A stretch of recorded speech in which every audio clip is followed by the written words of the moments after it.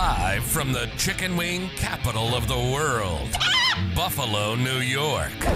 You're listening to the Childcare Bridge podcast, your source for the best tips, tools, and tactics on how to market and grow your childcare center, ensuring total domination. Total domination. This is the Childcare Bridge, and this is your host, Michael Tasner.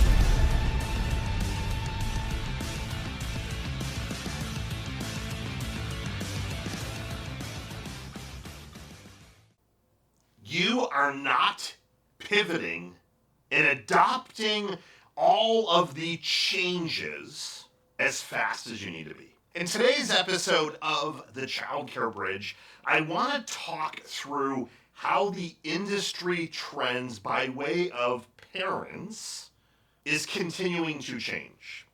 And what really sparked this particular topic was that I had a lot of travel the last 30 days, more than I have probably ever, to the place where I had back-to-back-to-back trips. So 3 in a row. I came home for less than half a day, jetted back on a plane, and I was all over the place. Different masterminds, conferences, speaking gigs, client events, a little bit of everything, and then mixed in with, I'll use the word vacation. Definitely wasn't, we'll say trip more than a vacation, because I didn't get a ton of R&R, but it was a good time.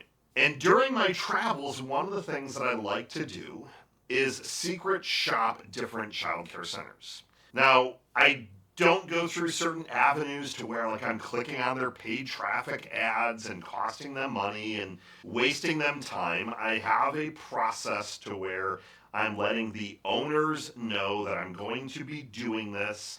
Is it okay? And then I give them my findings. Now, obviously, if the owner is going to be doing the tour, that's a little bit of a different story. So I only look for typically multi-location centers. And I did 9 of these over the last 30 days. So it gets to be a little bit exhaustive, but every single time I do a tour, I find out just interesting things. But what I realized with this entire tour process is that most centers are not doing business the way that people are looking for. Most centers are continuing to kind of keep things business as usual, or you're doing things the same way that you've been doing them for the last 10, 15, 20 plus years. I'm going to walk through some different examples in just a minute, but what's happening very, very quickly is the way that parents are wanting to buy, wanting to interact with you has not only changed, but it has been sped up kind of light years ahead of where I expected things to be. So the first one, most of these centers required me to get on a phone conversation and be vetted. Now, that's not a bad thing. I teach you to sell the person on the other side to where they need to convince you that they're a good fit. And I want you to be capturing that information, but with a caveat. Most people right now do not want to get on a phone conversation with you. So if you don't have any other way for them to give you that information, you're going to be missing out on at least 50% of your opportunities. So think about it. If somebody's browsing on Facebook or Instagram or Google or ChatGPT, and they're typing in something like childcare near me, and they find you, and they visit a landing page, or they visit your website, they fill out a form, and you call, and they don't answer. You call again, and you have a good process for at least dialing the phone. But if you stop at that, and then, it's a dead lead, you're missing out on so much more. There are literally people now that they have developed a bit of a phobia for even calling people. They're making decisions if you don't have a back end for them to communicate with. If they can't talk to you on live chat, for example. My wife is one of these people. She hates picking up the phone or answering phone calls unless she really has to, but she will email, text, back-end portals, live chat, all of those before she'll ever pick up a phone call and make an outbound call and or answer an inbound call.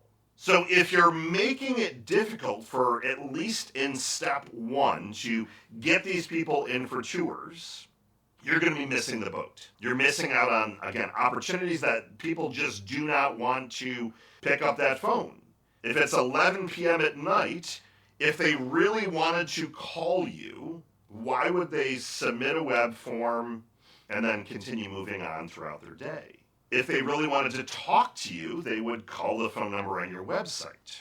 So the first thing that I need you to look at doing is putting into play a digital way that people can give you that intake information.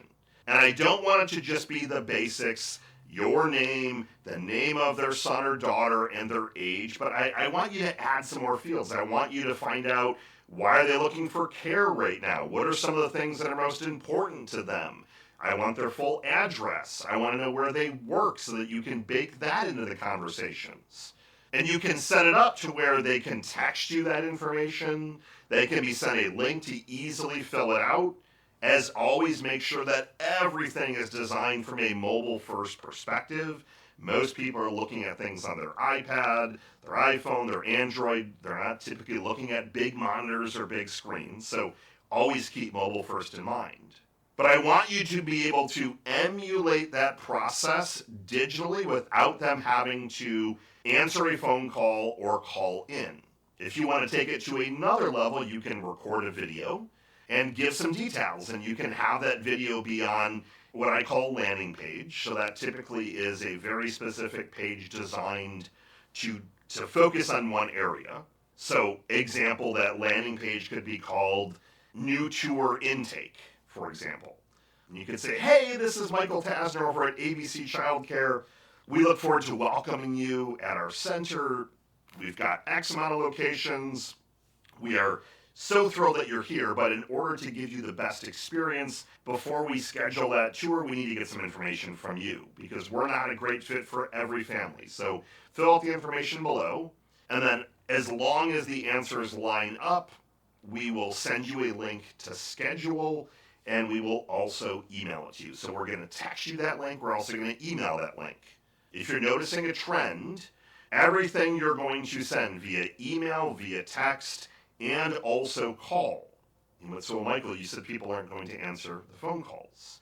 They most likely are not going to answer them. But when you leave a voicemail and say, hey, this is Michael with ABC Childcare, just want to let you know I'm going to email and text you over the link. Please get that filled out in the next 24 hours so that we can get your tours scheduled. They're getting hit 3 different ways: phone, email, text. That is one of the first things that I want you to do. I want you to make it easier for people to start giving you that information. And then step 2, I want it to be really, really easy for them to tour.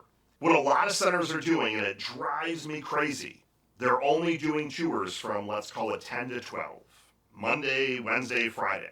So what happens if you work 8 to 5 and there's no exceptions? Are they really going to take a day off from work to go tour? Maybe. Probably not. What if they want to take a virtual tour? Do you have that as an option? Less than 1% of childcare centers have virtual tour options. Less than 1%. So if I'm working 8 to 5 and you can't accommodate me and you're not going to accommodate me, but you're going to say we only do tours when we're open, it's for security reasons, and not saying that's right or wrong, but it very well could be right. But then how else are you going to accommodate those people that cannot make a normally scheduled tour time? You want to have a virtual tour option. So these are things that have started to compound. 1 to 2 years ago, nobody was asking for virtual tours. Now I'm hearing it every 3rd phone call or every 3rd message. Do you have a virtual tour option? I want to be able to walk through the classrooms. I want to see the center. I want to be able to look at the equipment that you have. I want to see what the playground looks like before I even walk in the door. It's very similar to how the car buying experience has changed, where people, they don't want that negative experience of buying a car. Typically is one of, for me at least, it's in the top 5 of my least favorite things to do. I hate the experience. The whole shenanigans of, we had to go talk to the manager, and what can we do to put you in the vehicle today? And it's the same stick over and over. It hasn't changed. I do business very differently. I get all my stuff done. I walk in.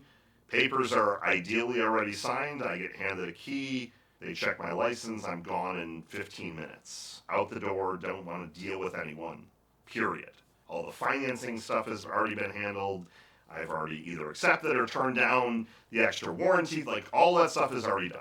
So if you know that's how people are continuing to change, they want to be able to make decisions before they even walk into your center. What are you specifically doing to accommodate those families? So your second action step, after you have improved the intake process, number 2, set it up so that people can easily schedule tours with you. So I guess we're on step 3. That easily scheduling of tours needs to be a link that's tied into your director, whoever's calendar that's scheduling these. But then that third step is that you need to have some kind of digital tour, and or even if it's an iPhone tour, for example, like you want to have that as an option. What if people are moving to your area? What if they're coming from overseas and they're moving from Europe to wherever your center is located and they want to already have care lined up? And if you're pushing back saying, well, the only way that we do business is, number 1, you have to get on a call with us. Number 2, you have to come for a live tour. You are missing out on enrollments. Missing out.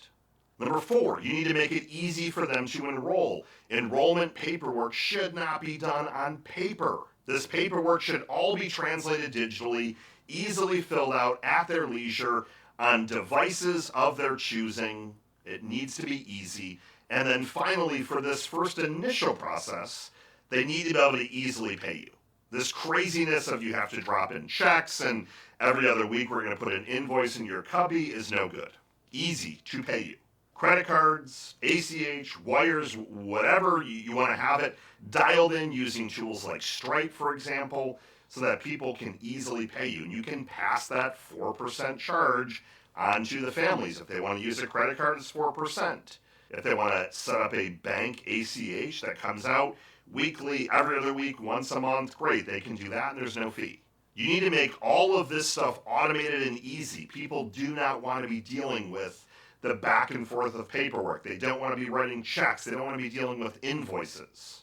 Now, after they have signed the papers and you've made it easy for all of that process, I need you to take a look at your overall communication strategy, your overall policies and procedures, and see, have these things been updated for the way that things are today?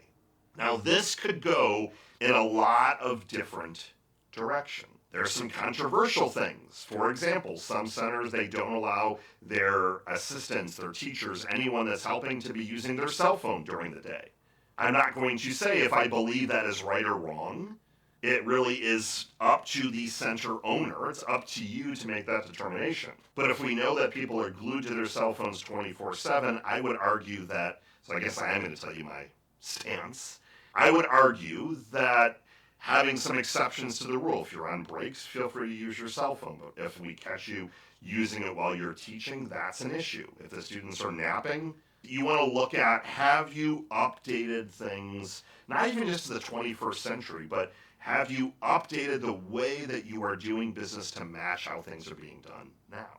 Parent communication is among the biggest. If you go back to the initial conversations, if you know that they don't even want to talk to you on the phone during the initial process, why would they want to be having phone conversations and going forward after they enroll? They prefer to just do business through text, through email, through a back-end portal.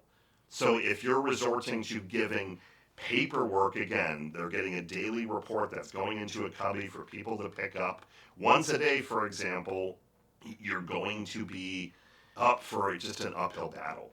People are going to get to a place where they stop tolerating that stuff. So, well, Michael, we've always done it that way. And I understand that, but technology has advanced at such a rapid pace. There's no need for your teachers or the assistant teachers to be filling out daily forms and then putting it in people's cubbies with handwritten notes when all that can be done digitally, and that's how parents want things anyways.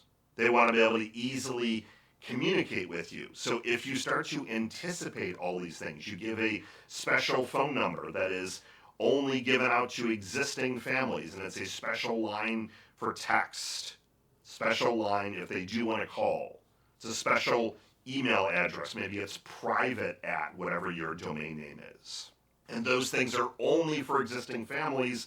That shows them that you want to be a bit more tech focused and you want to communicate with them the way that they want to be communicated to. I called this concept marketing in the moment about 15 years ago, and that was all about meeting people where they are by way of in that marketing funnel. But in this case, many centers have just not adopted technology at the rate that they need. The focus for today, the main calls to action for you. Number one, I want you to make sure that when people are filling out lead forms or contacting you, you have an easy way digitally for them to get information to you. You're capturing a lot of really good information. Number two, I want them to be able to schedule a tour with you as quick as possible on a calendar that is updated in real time. Number three, I want you to have a virtual tour option. Whether you use a tool like Matterport and have something like that, or even you go through with your iPhone and you have videos that get published, you want to be able to give virtual options to parents and families that cannot make your live tour. The next step, you want to make it easy for people to then enroll, fill out all that enrollment paperwork digitally, not physically. Next, you want to make it easy to get paid. All digital, ACH, credit cards. Stop only taking check or cash. No one does that anymore. No one. I'm shocked anytime I see a business that says cash only. It's so rare. And then finally, I want you to make it easy for them to communicate with you and get updates digitally. So they don't have to be calling, leaving messages, you calling them, playing phone tag. Make it digital, make it easy, have a back-end portal. There are tons of apps, many free of charge. But move away from having to give all this stuff on paper. The final reason that wraps all this stuff up behind what I'm teaching you and highly encouraging you to do is that the more that you have digitally, the more we can start to route through artificial intelligence, build better systems, more automations to automate a lot of this stuff and just make your life easier, more lucrative, and less expensive. Get out there, take some actions, become easier to do business with today.